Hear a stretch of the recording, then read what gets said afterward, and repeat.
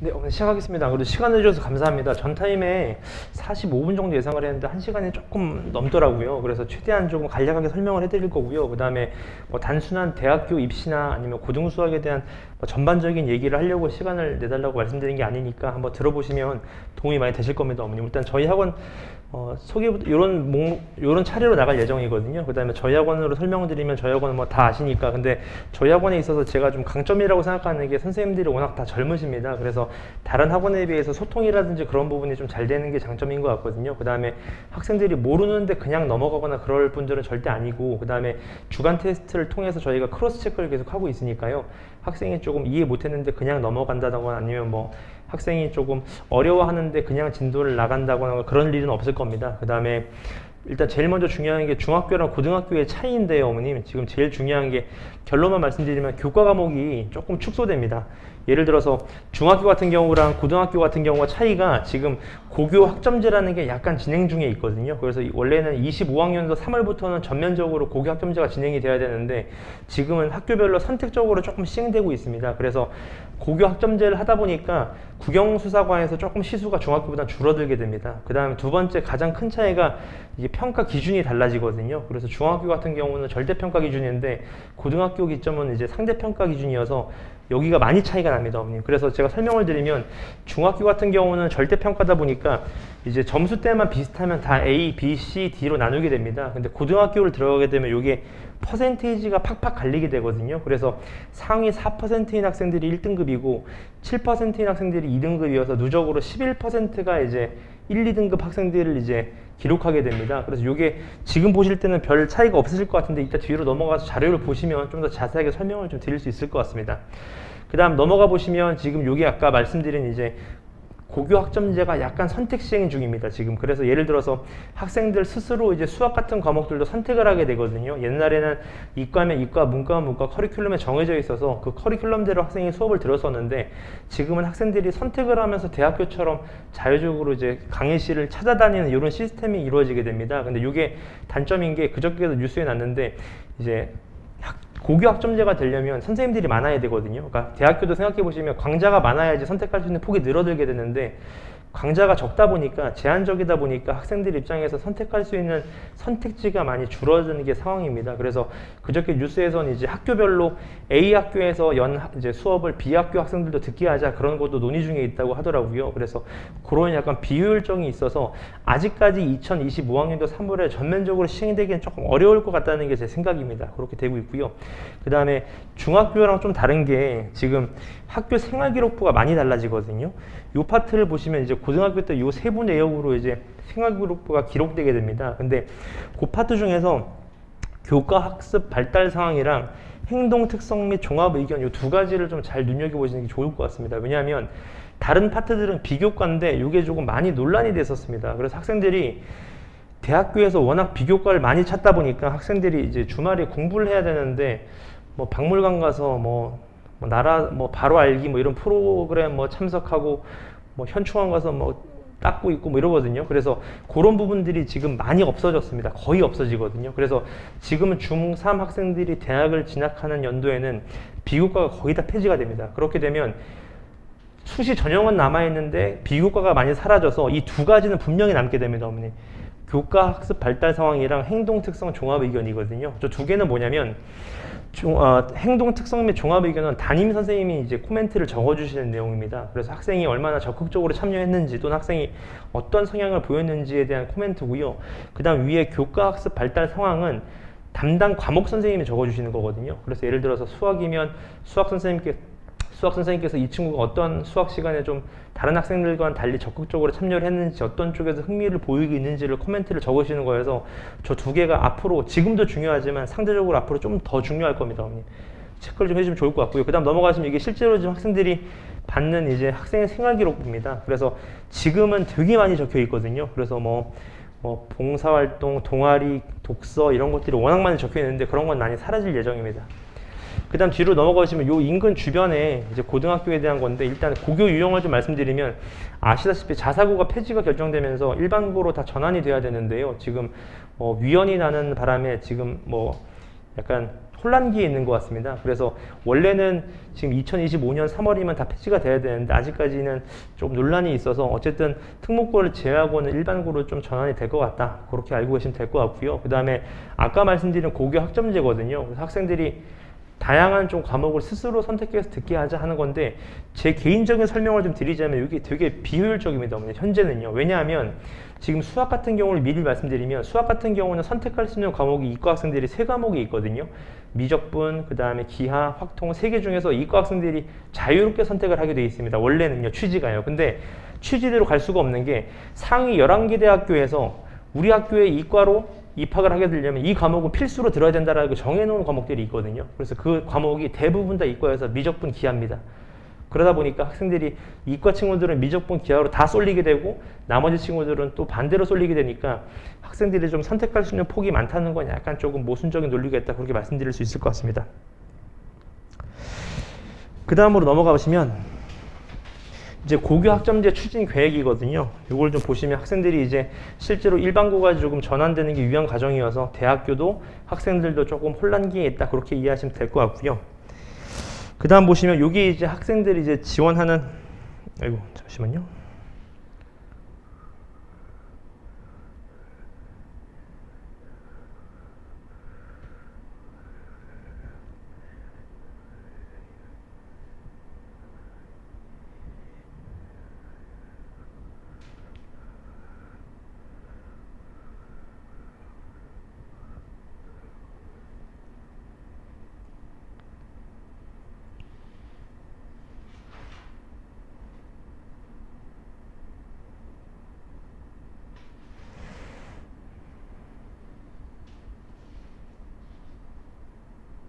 네, 죄송합니다, 어머님.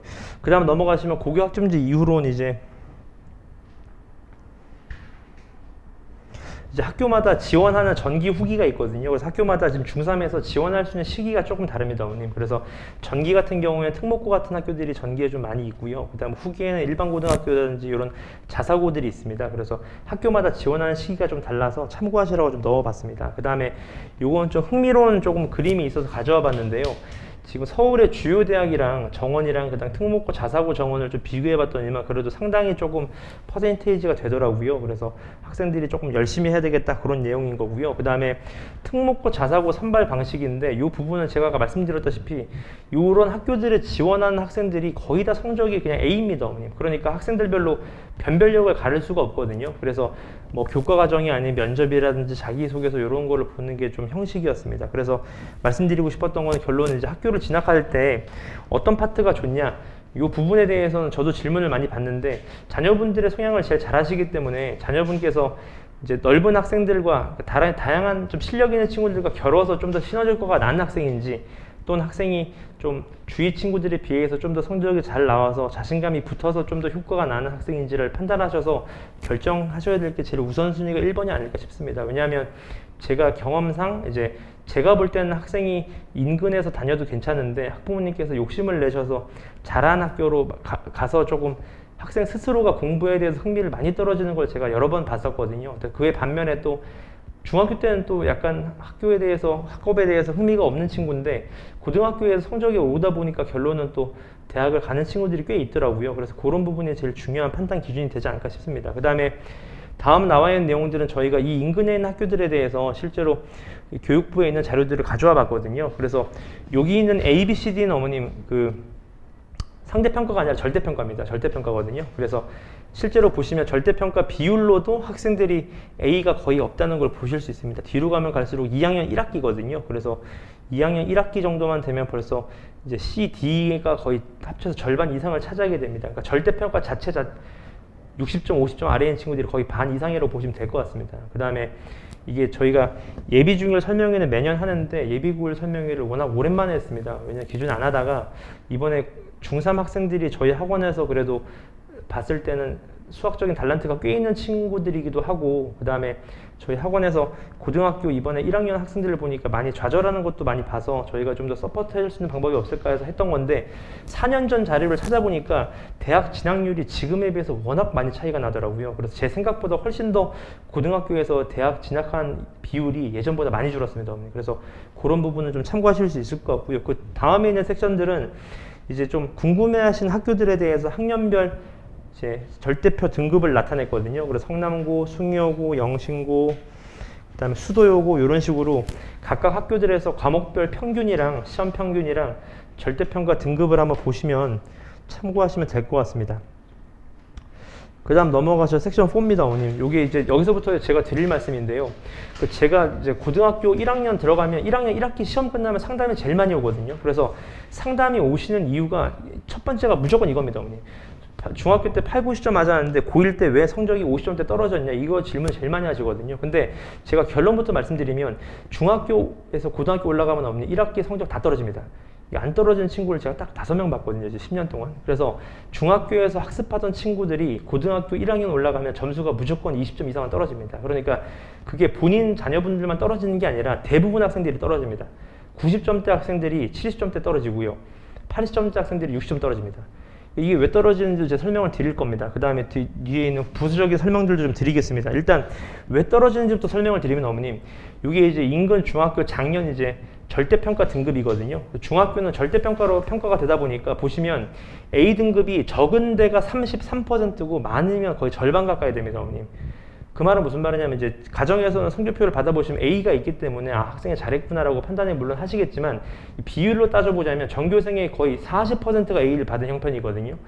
그러니까 다 같이 잘했다는 건데, 고등학교를 넘어가시면 다 같이 잘하는 건 있을 수가 없습니다. 왜냐하면 대학을 진학하는 데 있어서 학생들을 좀 구분을 좀 해야 되거든요, 성적별로요. 그래서 퍼센테이지로 팍팍 나누다 보니까 실제 아까 문창중 3학년 기준으로 보시면 A가 52.3%인데요. 고등학교 내신 성적 비율로 갖다 대면 이 4, 5등급입니다. 어머니, 4, 5등급. 저 50% 안에서 4, 5등급까지가 다 나오는 겁니다. 1등급부터요.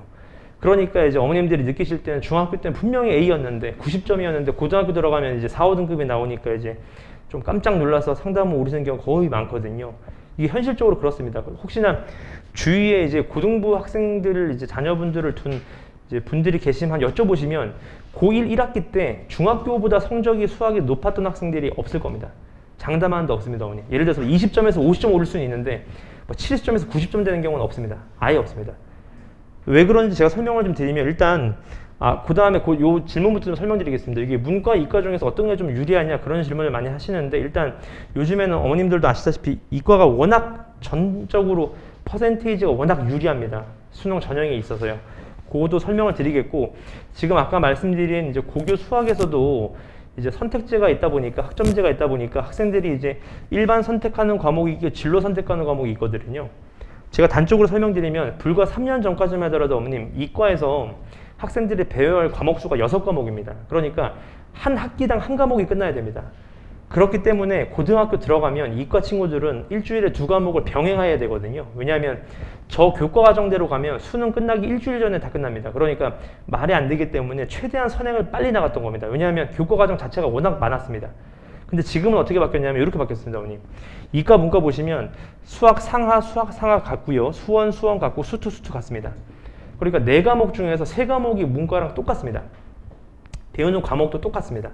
그러니까 결론은 이과에서 선택하는 선택 한 과목, 그 다음에 문과 친구들은 확률과 통계 이렇게 선택하기 때문에 한 과목 차이가 납니다. 한 과목 차이. 그러니까 문과랑 이과가 시험을 봤을 때 비슷한 과목을 4과목 중에 3과목을 겹치게 봅니다.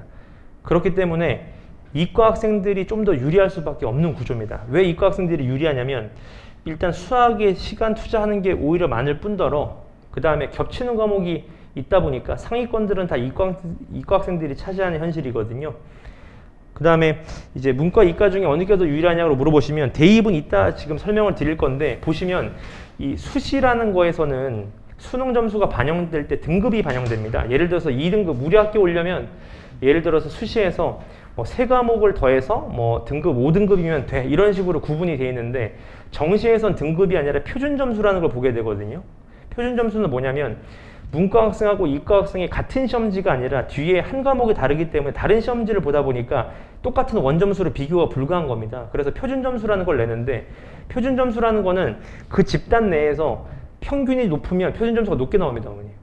계산 방식 자체가요. 그 말은 무슨 말이냐면 미적분을 선택한 친구들은 그래도 수학에 자신이 있어 하는 친구들이기 때문에 미적분의 평균이 높게 되거든요. 그러면 미적분에서 만점 받은 친구의 평균이 확통보다 저는 1, 2점 많을 줄 알았는데 이게 작년에 처음에 시행됐거든요. 문이과 통합 수능이요. 근데 자료 나온 걸 보니까 최대 6점까지가 차이 나더라고요. 엄청나게 차이 나는 겁니다. 그에 반해서 문과 친구들은 이건 제 개인적인 생각인데 50%는 그냥 수학 찍고 자거든요. 그냥. 그렇다 보니까 집단 내 평균이 올라갈 수가 없습니다. 그러니까 상대적으로 표준 점수가 낮게 나오게 됩니다. 그러니까 같이 만점을 받았는데도 불구하고 이과 친구들의 표준 점수가 6점 정도 더 높다는 건데 6점은 어느 정도로 이해하시면 되냐면 학교가 갈린다고 볼 수는 없는데 그 학교 내에 지원할 때 과는 많이 바뀔 수 있습니다. 여러분. 예를 들어서 이과 같은 경우에 요즘에 제일 유망한 이제 학생들이 많이 지원하는 과가 컴공이라든지 뭐 수교과는 원래 셌었고 뭐 이런 과목들이고 그나마 이과 친구들 중에서 좀 지원율이 낮은 게 화학과 뭐 이런 쪽이거든요. 근데 그 정도 과는 커버할 정도의 저게 점수 차이입니다. 그래서 6점이면 꽤 나는 거거든요. 그래서 정시로 갔을 때는 이과가 훨씬 더 유리합니다. 그 다음에 요거는 제가 넣진 않았는데 작년 수능 기점으로 보니까 문과 과목을 선택한 확통 선택한 친구들의 1, 2등급의 90%가 이과 학생들이더라고요. 그러니까 이과 학생들이 고3 9월까지 시험을 보다가 더 이상 이제 미적분으로 승부가 안 날 것 같다 싶어서 수능을 볼 때는 이제 문과 걸로 신청을 해버리는 거죠. 그러니까 시험을 이제 이과 학생이 문과 시험을 보게 되니까 상대적으로 이제 이과 학생들이 상위권을 조금 차지하는 이런 모순된 결과가 나오게 됩니다. 그러니까 문이과 통합이 정확히 말하면 이과로 통합됐다고 보시면 될 것 같습니다. 그렇게 통합이 된 걸로 보시면 될 것 같고요. 그 다음 뒤로 넘어가시면 이게 또 중요한 이유가 하나가 문과 학생이 왜 불리하냐면 교차 지원이 있습니다. 교차 지원. 무슨 말이냐면 문과 친구들은 대학 진학할 때 이과로 진학을 할 수가 없거든요. 근데 이과 친구들은 문과로 선택 진학을 할 수가 있습니다. 그래서 작년 통계 6월 모의고사로 통계는 거 보니까 실제로 정시로 건대 시립대 이과 갈 친구들이 문과로 교차 지원을 하면 스카이를 갈 수 있는 점수대가 나오더라고요. 표준 점수 차이가요. 그래서 오히려 문이과 교차 지원 때문에 오히려 이과 학생들이 좀 더 많습니다. 어머니. 그래서 이과에서 승부가 안 나면 차라리 문과로 교차 지원을 할 수 있기 때문에 이과를 선택하는 친구들이 상당히 많습니다. 그래서 이게 신문기사에서도 많이 보셨겠지만 작년에 한번 시행했을 때 이 정도면 제가 볼 때 올해는 더 심화될 겁니다. 그래서 한번 이런 트렌드도 한번 알고 계시는 게 나을 것 같습니다. 그 다음 넘어가시면 고등수학인데요.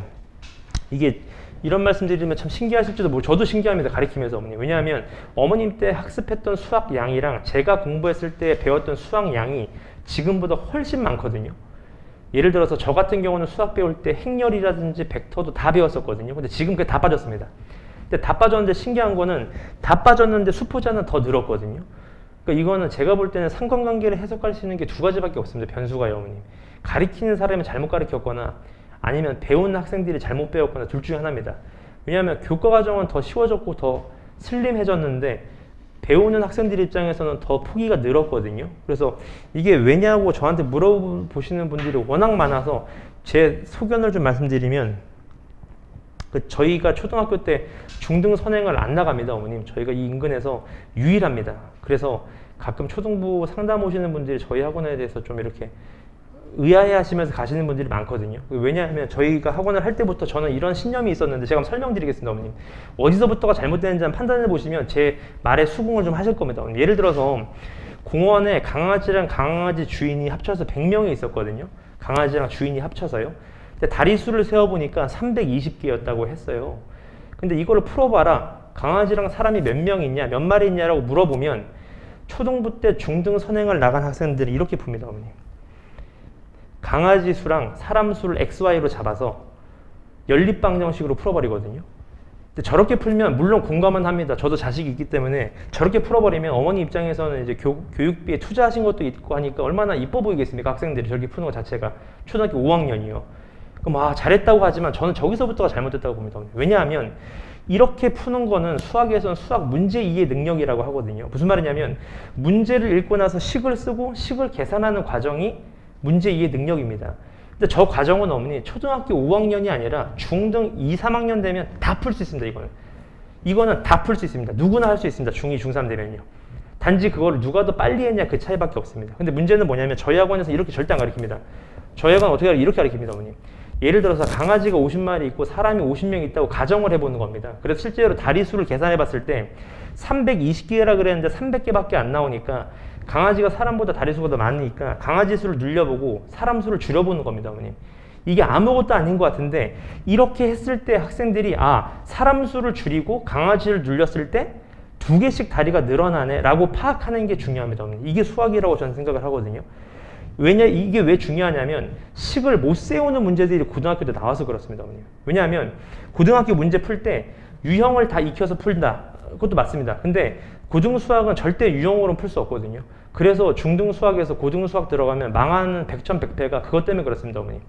1학년 1학기 때 시험을 망해서 오면 저한테 맨날 하시는 말씀이 그래요. 우리 애는 유형을 많이 못 풀어봤다. 근데 그거 말이 안 됩니다. 왜냐하면 제가 조금 과장해서 말씀드리면 고등수학은 한 단원당 유형을 60개 이상은 만들 수 있습니다. 만들라고 만들 수 있습니다. 유형을요. 무슨 말이냐면 센 유형에 있는 유형들도 유형들이지만 거기 없는 유형들이 시험에 나오게 되거든요. 그래서 식을 못 세우는 과정에서 아까 말씀드린 학생이 연립방정식으로 식을 세우는 학생이랑 식을 못 세우는 문제에서 이렇게 실제 해본 학생이랑 격차가 고등 1학년 때부터 납니다. 그게 중등에서는 잘 안 느껴지거든요. 왜냐하면 죄송한 말씀인데 인근의 중학교 문제 중에서 어려운 시험 하나도 없습니다. 어려운 시험 학교 문제가 없습니다. 제가 볼 때 변별력 있게 낸 학교가 없습니다. 그래서 중학교 때는 점수대가 다 잘 나오는 것 같지만 고등학교 1학년 때 그게 터지는 겁니다.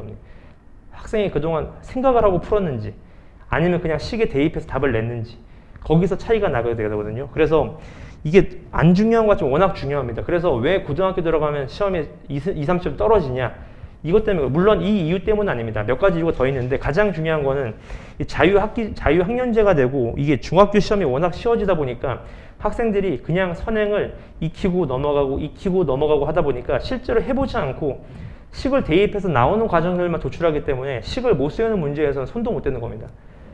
그 다음 두 번째, 요것도 예를 들어서 이게 이제 재작년 수능 문제인데 이게 30번이거든요. 이제 수학에서 수능 킬러 문제라고 하는데 정답률이 2%밖에 안 나왔습니다. 근데 이 문제를 읽고 아까 XY 잡았던 학생이 풀 수 있을까요? 저는 못 푼다에 생각합니다. 절대 못 풉니다, 이거는. 그러니까 식을 못 세우는 문제에서 학생이 접근을 할 수 있냐, 그게 관건이거든요.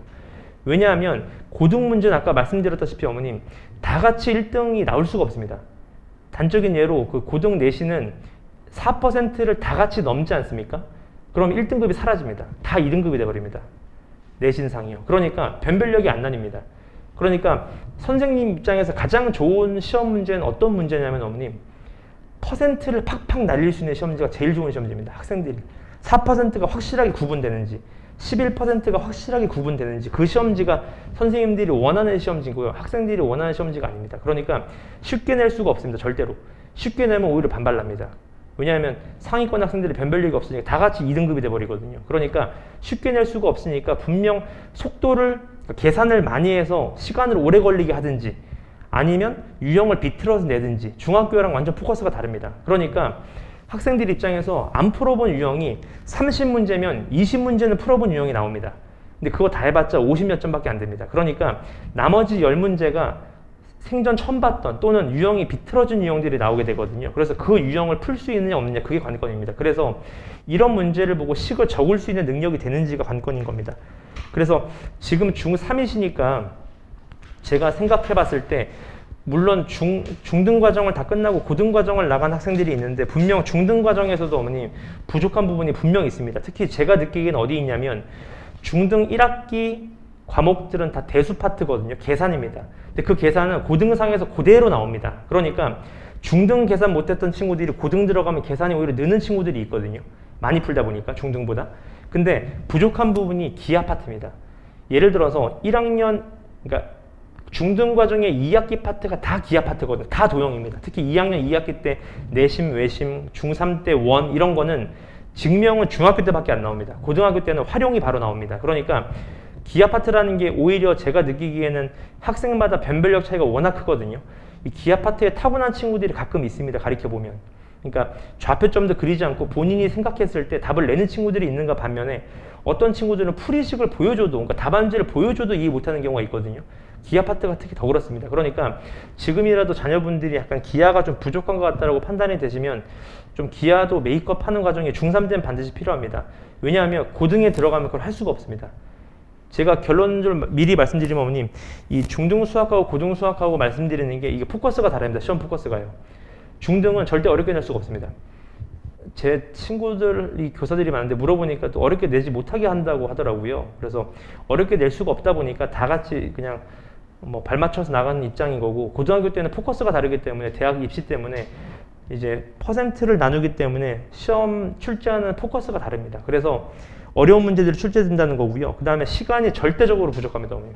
단적인 예로 제가 가리키는 반들은 물론 다른 반도 마찬가지지만 제가 고등학교 때 가리키는 반들은 그래도 저희 학원에서 꽤 실력이 있는 학생들이거든요. 그래서 그 학생들은 웬만하면 이 기출은 물론이거니와 이 근방에 있는 학교 말고 강남 3구에 있는 기출 문제들을 계속 풀이해 주거든요. 근데 제가 그건 답만 있고 풀이식이 없다 보니까 저도 스스로 계속 풀어봐야 되는데 시험 기간에요. 저도 가끔 그런 생각을 합니다. 제가 이 시험지를 가지고 50분 안에 답을 다 낼 수 있을까?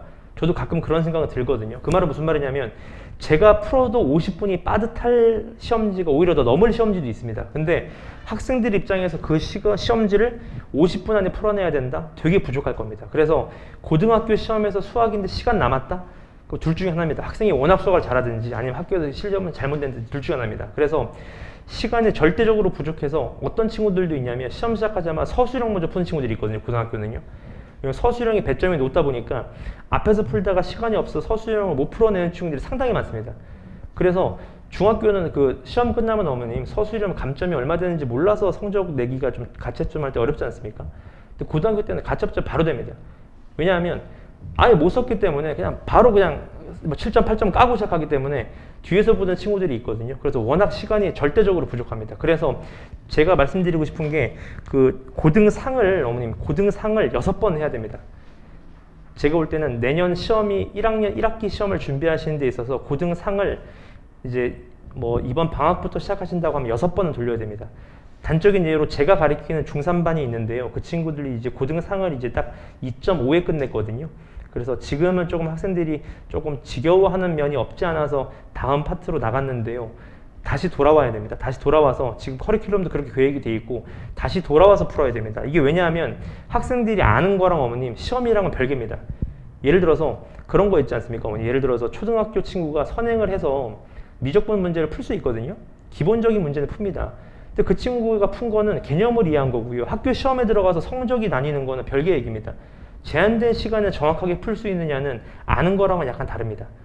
그래서 내신은 오히려 저는 학생들한테 풀어 제낀다는 얘기를 많이 하거든요. 들어가서 문제 볼 시간이 없습니다. 보자마자 바로바로 풀어야 됩니다.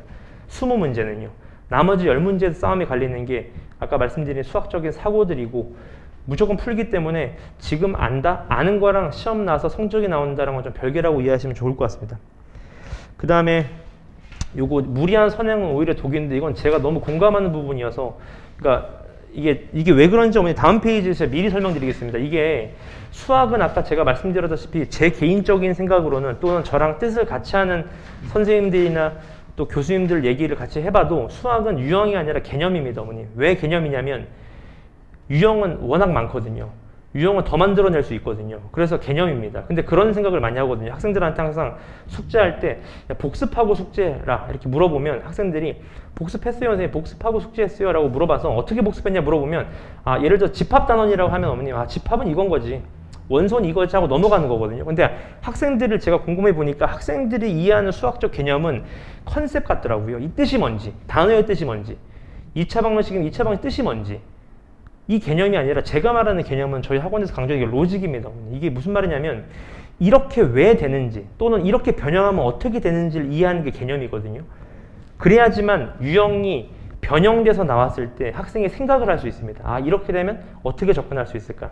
그러니까 예를 들어서 뭐 이차함수라 그러면 이차함수는 그냥 뭐 y는 ax제곱 플러스 bx 플러스 c 그게 아니라 이차함수 그래프를 그려서 이게 어떻게 움직이는지 그걸 이해하는 게 수학적 개념입니다. 그러니까 학생들이 이해하는 개념이랑 저희가 강조하는 개념이랑 좀 다른 것 같더라고요. 그래서 그런 부분도 좀 느끼고는 있습니다, 어머님.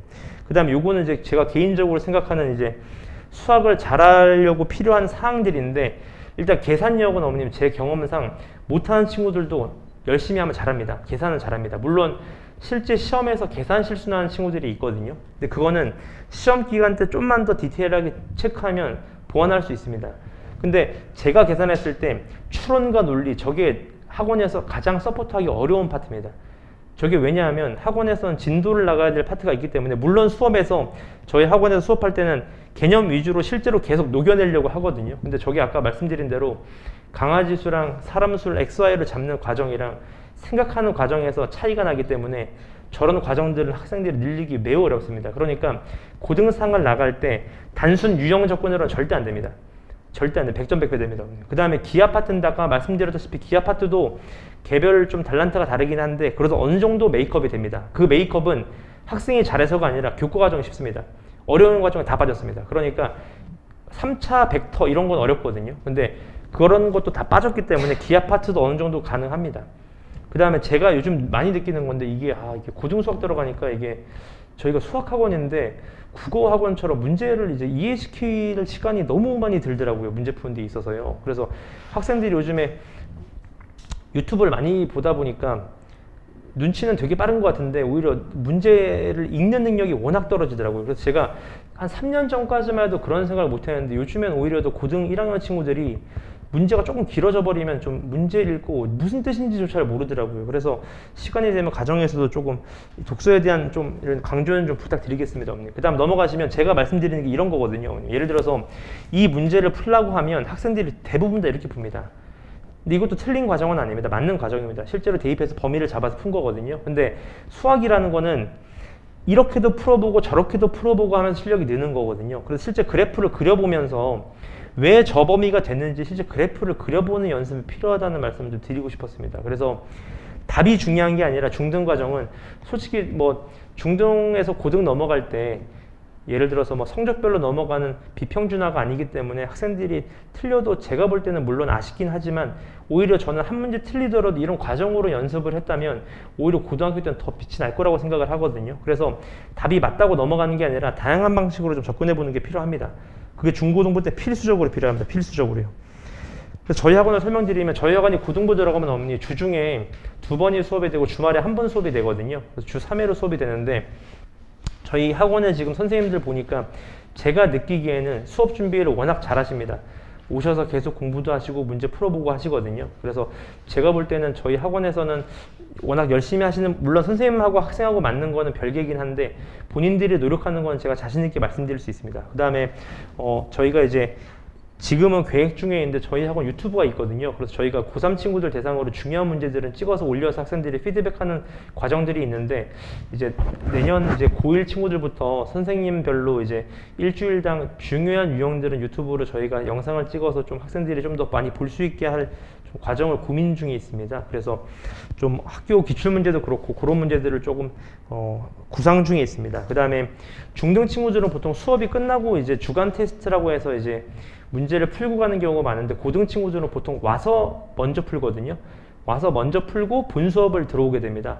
그래서 고등 같은 경우는 전 수업에 나갔던 문제들을 저희가 문제를 좀 내거든요. 그래서 학생들이 예습이 돼 있는지 또는 복습이 돼 있는지를 체크를 해서 수업 시간 할 때 계속 체크를 하고 있으니까 학생들의 복습 여부가 꽤 중요하게 체크됩니다. 그 다음에 이제 요 다음 거는 그냥 개별로 넣어봤는데요, 어머님. 예를 들어서 뭐 학교별로 기출 문제가 좀 다르다 보니까 기출에 조금 가중치를 두시는 분들이 계시더라고요. 그래서 그 부분을 좀 설명드리려고 넣어놨는데 물론 기출이 중요하고 학교마다 선생님들이 중요하게 생각하는 파트들이 달라서 조금 변별력 차이는 있을 수 있겠지만 제일 중요한 거는 그 선생님들은 다 교과 과정에서 내게 되거든요. 그래서 교과 과정을 벗어난 문제가 하나도 없습니다. 그러니까 교과 과정에서 중요한 파트를 먼저 좀 이해를 하고 자유롭게 해석을 하면 학교 문제가 조금 유형이 다르게 나오더라도 작년 기출하고 뭐 작년 기출이 쉬웠다고 해서 올해가 어렵거나 그렇지는 않기 때문에 학교 교과 과정에서 좀 더 포커스를 맞추어서 수업하고 있다, 그런 말씀을 드리겠습니다, 어머니.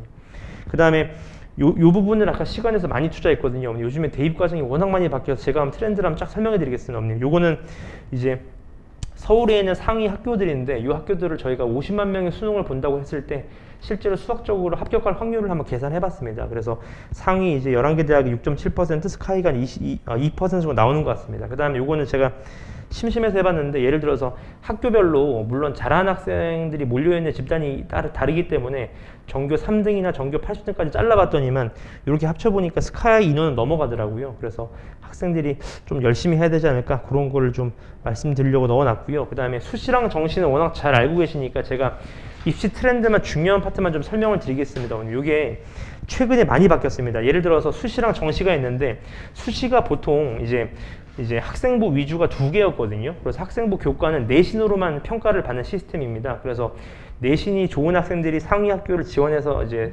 지원하는 방침이고요. 학생부 종합이 요즘 최근에 말이 진짜 많았습니다. 예를 들어 저것 때문에 저게 뭐냐면 학생부 교과는 하나도 안 들어갑니다.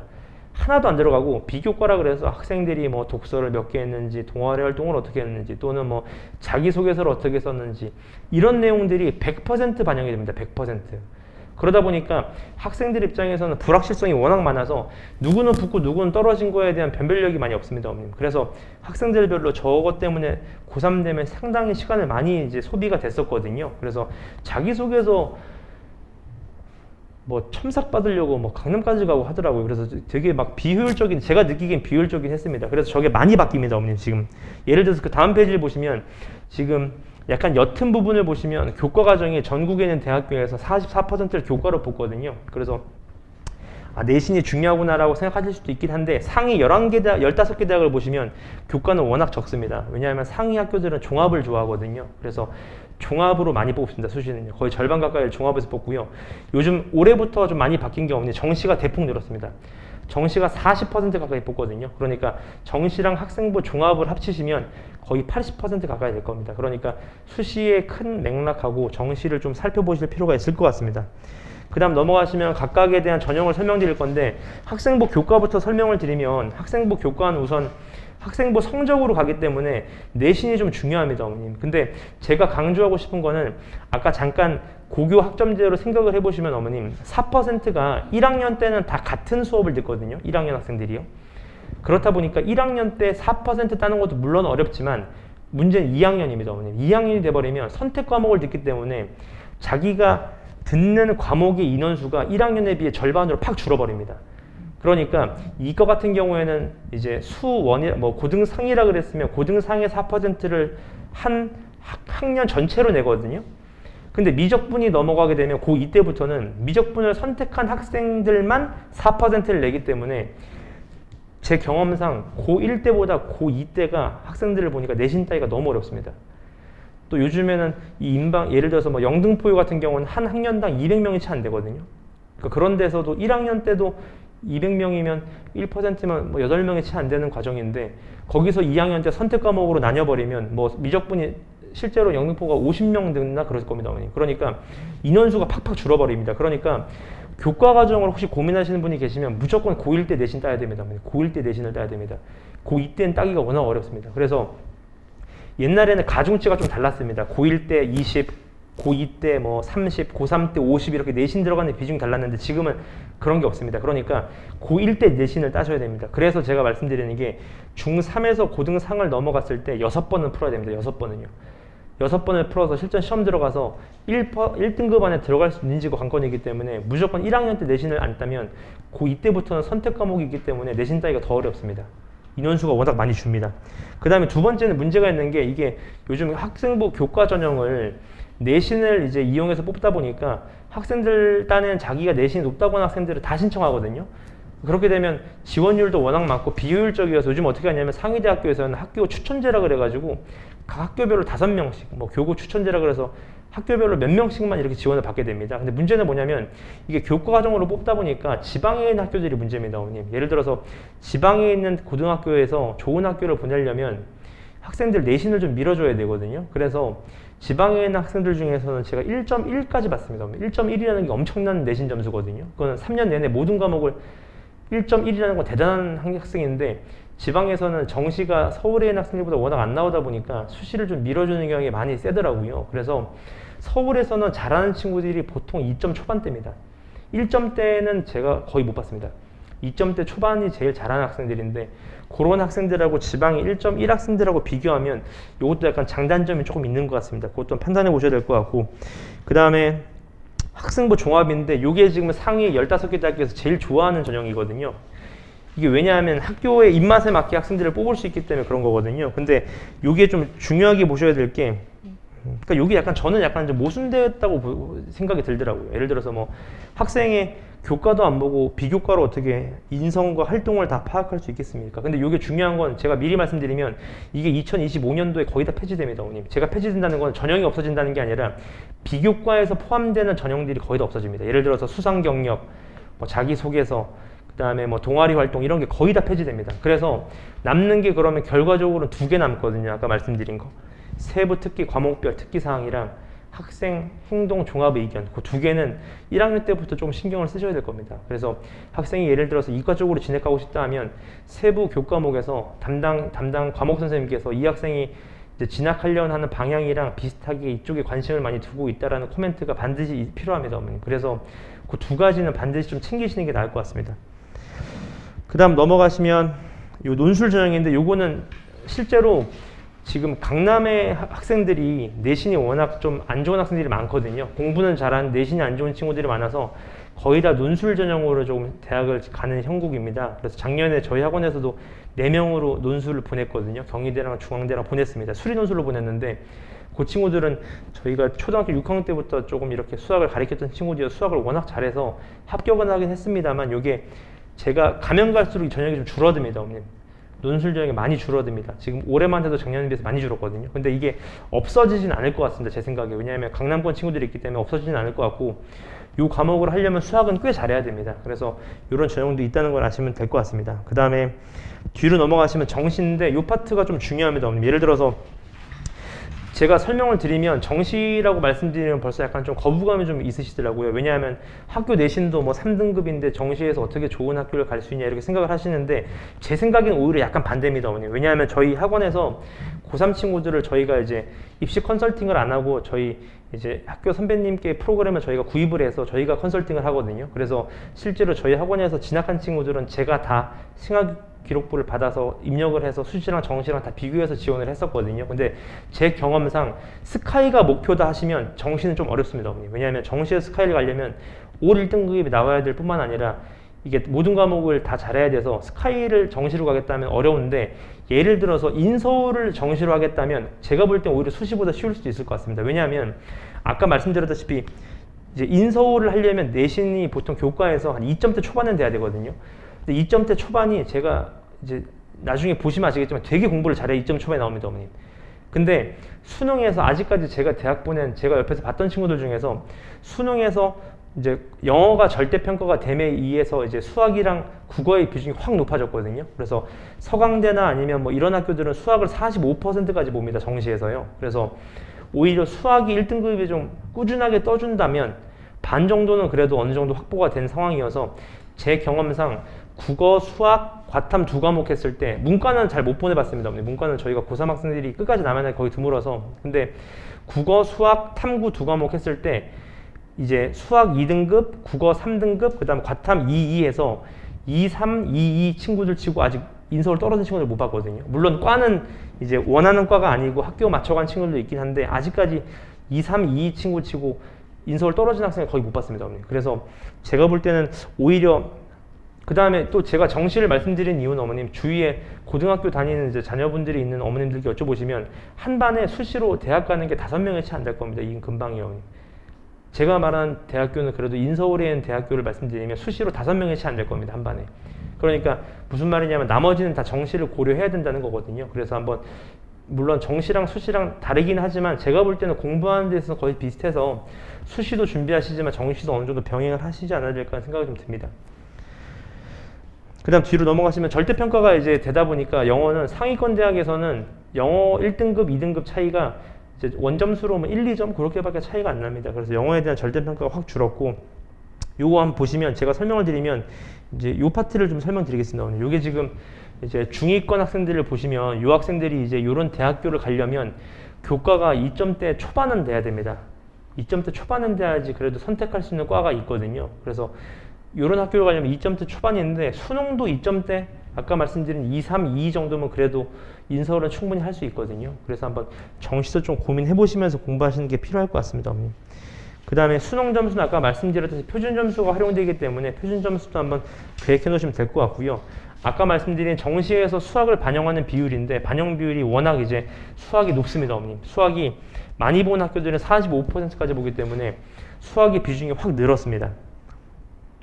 그 다음 입시 트렌드만 빨리 설명드리고 마무리하겠습니다. 요즘에 학생들이 워낙 줄다 보니까 지금 예비 고1 학생들은 조금 늘더라고요. 50만 명 가까이 늡니다. 50만 명 가까이 되거든요. 그래서 인원수는 그래도 조금 늘어도 옛날에 비하면 워낙 줄어서 1등급 나오는 비중이 줄긴 해도 제 생각에는 공부하는 학생들의 비중도 이제 공부 안 하는 학생들의 비중들이 워낙 크다 보니까 등급이 나오는 건 상대적으로 예전보다는 좀 쉽지 않을까 하는 생각이 듭니다.